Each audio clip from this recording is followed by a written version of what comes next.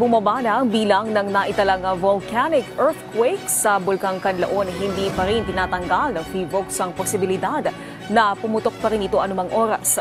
Sa pinakahuling update ng PHIVOLCS kumpara sa mahigit 300 na naitalang lindol sa bulkan itong September 11, nasa mahigit 40 na lang ang kanilang na-monitor sa nakalipas na isang araw.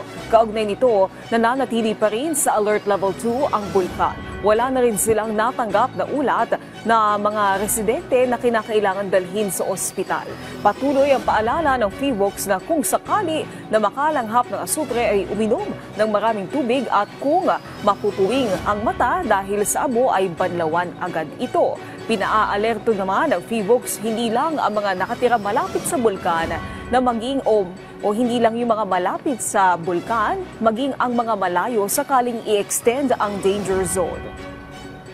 Paalala natin sa ating mga kababayan na naninirahan around Canlaon Volcano na huwag pumasok sa loob ng 4 km permanent danger zone para maiwasan ang risk from sudden phreatic explosions, pwede rin magkaroon ng rockfall and landslide.